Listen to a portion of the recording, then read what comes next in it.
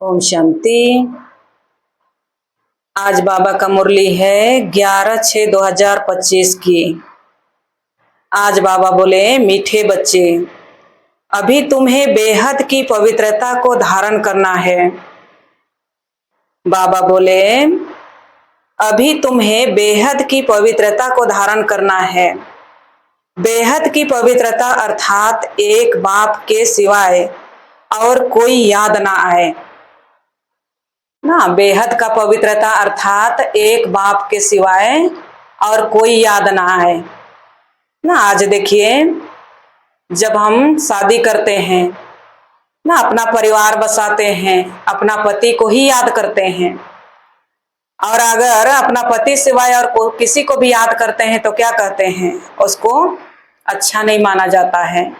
ऐसे ही हम भगवान के बच्चे बने हैं, भगवान के हम बन गए, तो बाबा भी कह रहे हैं एक मेरे सिवाय और किसी को भी याद ना करो। यह भी क्या है, अपवित्रता है, क्योंकि भगवान का ही हम बन गए और उनके ही याद में हमें रहना है। इसलिए बाबा कहते हैं बेहद का पवित्रता चाहिए उनको। हम वो पवित्रता का सागर है, तो हम भी उस पवित्रता के सागर को हम याद करें ना, और दूसरों को याद ना करें। प्रश्न में बाबा बोले, बाप से वर्षा लेने का पहले का पुरुषार्थ और उसके बाद की स्थिति में क्या अंतर होता है।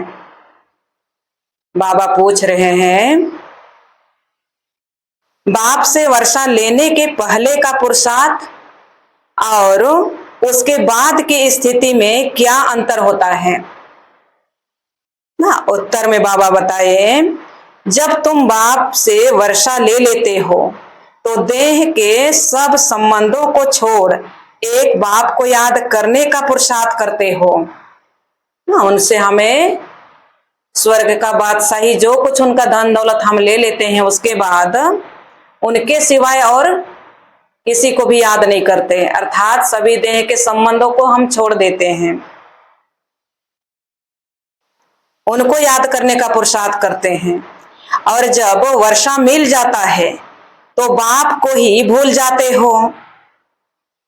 बाबा कहते फिर वर्षा बाबा का हमें मिल जाता है ना, पूरे रीति से हम ले लेते हैं संगम युग पर।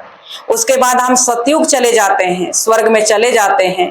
फिर वहां तो बाबा होंगे नहीं, मिलेंगे नहीं, इसलिए बाबा को याद करने का आवश्यकता नहीं होती वहां। इसलिए बाबा कहते हैं जब वर्षा मिल जाता है तो बाप को ही भूल जाते हो। अभी वर्षा लेना है, इसलिए कोई से भी बाबा कहते नया संबंध नहीं जोड़ना है, नहीं तो भूलने में मुसीबत होगी। बाद में भूलने में मुसीबत होगी। अभी हम नया संबंध जोड़ेंगे तो सब कुछ भूल एक को याद करो तो वर्षा मिल जाएगा। सब कुछ बाबा कहते भूल एक बाप को हम याद करें तो वर्षा मिल जाएगा। गीत बजा है, यह वक्त जा रहा है ना, अब समय जा रहा है।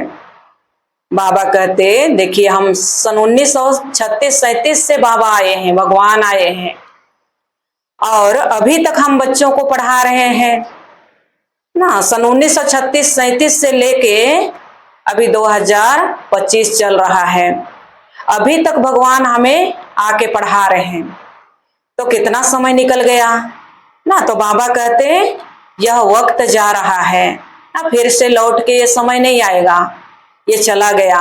इसलिए समय रहते ही हमें सब कुछ कर लेना है, बाबा से वर्षा ले लेना है।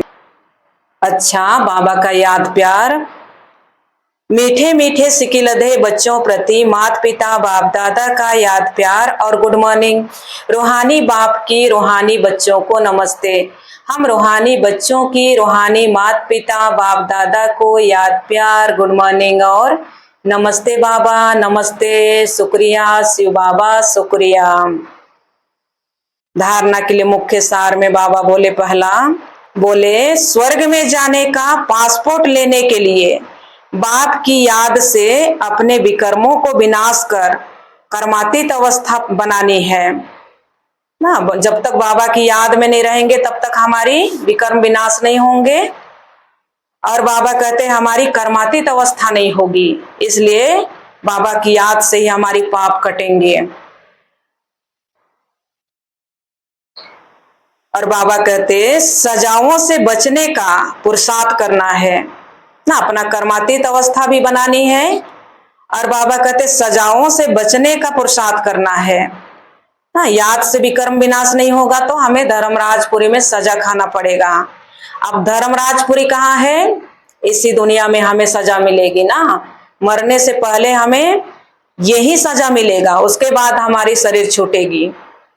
दूसरा है ज्ञानवान बन सबको रास्ता बताना है। ज्ञानवान बन सबको रास्ता बताना है। चैतन्य लाइट हाउस बनना है ना। चलते फिरते हमें लाइट हाउस अर्थात सभी को रास्ता दिखाना है, भगवान की पहचान देनी है ना। मुक्ति, जीवन मुक्ति की रास्ता बताना है सबको, क्योंकि सब कोई अभी मुक्ति और जीवन मुक्ति के लिए चारों तरफ ढूंढ रहे हैं और पुरुषार्थ कर रहे हैं कि हमें मुक्ति मिल जाए। इसलिए लाइट हाउस बनकर हमें रास्ता दिखाना है सबको। बाबा कहते एक आंख में शांति धाम, दूसरी आंख में सुख धाम रहे। एक आंख में परम धाम अर्थात शांति धाम जहां पर हम रहते हैं, दूसरी आंख में बाबा कहते स्वर्ग दिखाई दे। इस दुख धाम को भूल जाना है ना। अब ये दुनिया क्या है? दुख देने वाला दुनिया। इस दुख धाम को भूल जाना है। वरदान है हर आत्मा को ऊंच उठाने की भावना से रिगार्ड देने वाले शुभ चिंतक भव। हर आत्मा को ऊंच उठाने की भावना से रिगार्ड देने वाले शुभ चिंतक भव। विस्तार में बाबा बोले हर आत्मा के प्रति श्रेष्ठ भावना अर्थात ऊंच उठाने व आगे बढ़ाने की भावना रखना, अर्थात शुभ चिंतक बन अपनी शुभ वृत्ति से, शुभ चिंतक स्थिति से अन्य के अगुणों को भी परिवर्तन करना ना। बाबा कहते दूसरी आत्माओं को भी अगुणों को परिवर्तन करना ना। कुछ भी कमी कमजोरी है उसको परिवर्तन करना कह रहे हैं बाबा। किसी भी कमजोरी व अगुण को अपनी कमजोरी समझ वर्णन करने के बजाय, वह फैलाने के बजाय सम्मान और परिवर्तन करना, यह है रिगार्ड। किसी भी कमजोरी व अगुणों को अपनी कमजोरी समझ वर्णन करने के बजाय, वह फैलाने के बजाय सम्मान और परिवर्तन करना, यह है रिगार्ड।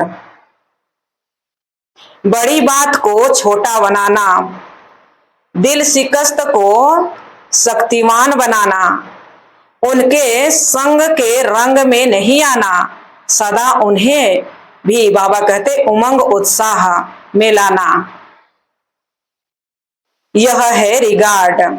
ऐसे रिगार्ड देने वाले ही शुभ चिंतक हैं। दूसरों को भी ऐसे हम रिगार्ड दें, यही है बाबा कहते शुभ चिंतक। स्लोगन है त्याग का भाग्य समाप्त करने वाला पुराना स्वभाव संस्कार है, इसलिए इसका भी त्याग करो। हमारे पुराने स्वभाव संस्कार ही हमें कुछ प्राप्त होता है उसको त्याग करते हैं, उसका भाग्य बनने वाला रहता है उसको भी समाप्त कर देता है। गलत सलत संस्कार हमारी किसी को भी कुछ भी बोल देते हैं, ये हमारी संस्कार पहले का, इसको भी हमें बाबा कहते त्याग करना और अच्छा संस्कार ग्रहण करना है। अब व्यक्ति सारे आज का बाबा का आत्मिक स्थिति में रहने का अभ्यास करो, अंतर्मुखी बनो। जैसे ब्रह्मा बाप एकांत प्रिय होने के कारण सदा अंतर्मुखी रहे और बाबा कहते मैं आत्मा हूं, मैं आत्मा हूं, यह पाठ पक्का किया।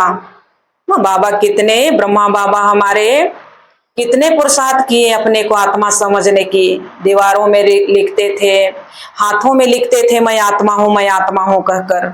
तो कितना मेहनत किए उन्होंने, तब ये पाठ पक्का हुआ उनका। ऐसे बाबा हम बच्चों को भी पक्का करा रहे हैं।